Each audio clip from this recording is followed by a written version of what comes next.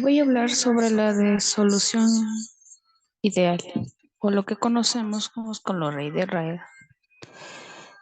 Esto nos quiere decir que las interacciones entre moléculas de disolventes y solutos son proporcionales entre sí,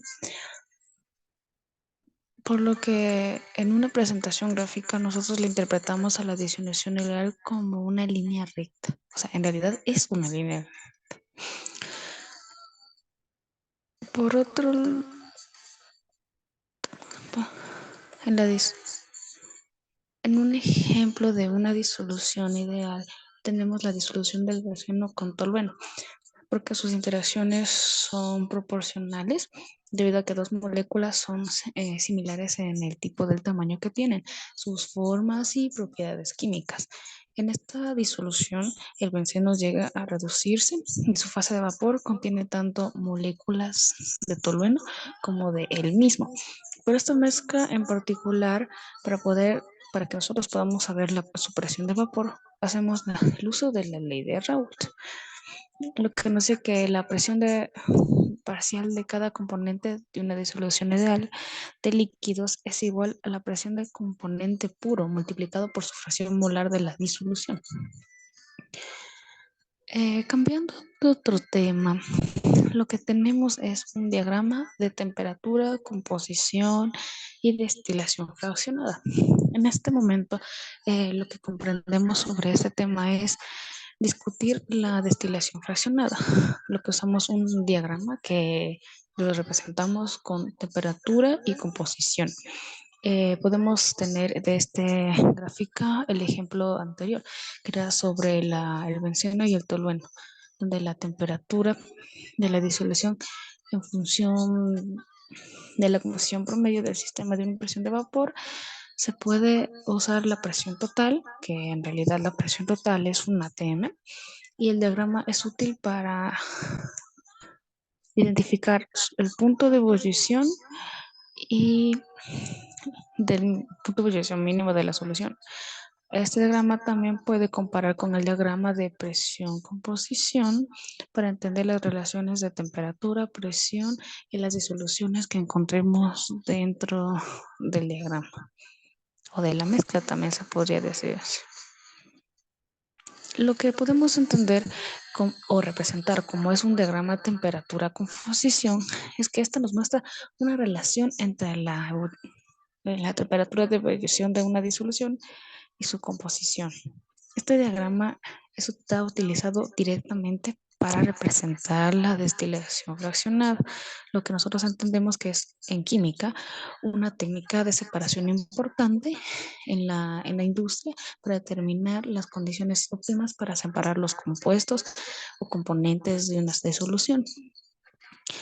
Esta se hace pasar a través de una columna de destilación utilizando un gradiente de temperatura, de manera que una parte inferior de la columna está a una temperatura más alta que la parte superior, lo que ayuda a identificar zonas de enriquecimiento que pueden favorecer a cada tipo de componente, además de poder identificar las condiciones óptimas para en la destilación fraccionada poder separar cada componente donde debería ir, y así nos facilita mucho más identificar en qué tipo y en qué forma está.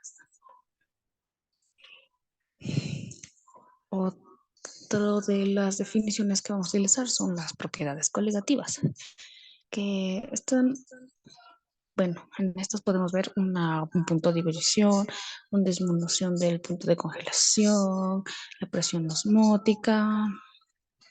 Estos son prácticamente como las propiedades que más podemos ver o las que más identificaremos.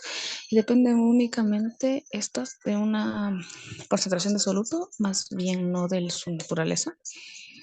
La presión de vapor es una disolución que puede ser calculada suponiendo un comportamiento ideal. La presión osmótica que hemos mencionado antes y las correcciones de no ideal requieren uso de actividades en lugar de concentraciones. Esto debe a que propiedades coligativas en presencia de soluto y dependen de la presencia de su soluto, más no de la disolución y no de su identidad. Lo que pasa al ocupar un modelo de disolución ideal es que supone que las moléculas del soluto y del disolvente se mezclan perfectamente, pero no interactúan entre sí. Sin embargo, esto solo puede ser aplicable a disoluciones súper diluidas y que no tienen en cuenta interacciones, como habíamos mencionado antes.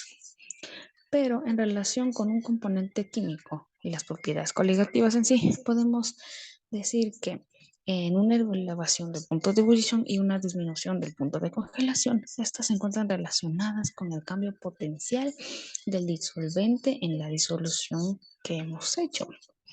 El modelo de disolución ideal es el que nosotros entendemos o suponemos como que la presión de vapor es proporcional a su fracción molar, lo que implica que el potencial químico del disolvente dependa de este en la disolución y su potencial química está porque se encuentra en estado puro. Sin embargo, lo que pasa con un químico en un estado sólido, se supone que este no se cristaliza como lo haría comúnmente en un disolvente, por lo que su potencial químico en realidad no se ve afectado, pero dentro de lo que podemos identificar como un gas, este no se altera, permanece puro como lo que es. Por lo tanto, el potencial químico de un líquido de la disolución se ve afectado por la concentración del disolvente en la disolución. La curva de consistencia sólido-líquido se desplaza a temperaturas bajas, como la disolución de un sólido no volátil, lo que puede ser explicada a través de un diagrama de fases de presión y temperatura. Otro punto es la disminución de punto de congelación y punto de ebullición. Nosotros conocemos a la disminución de punto de congelación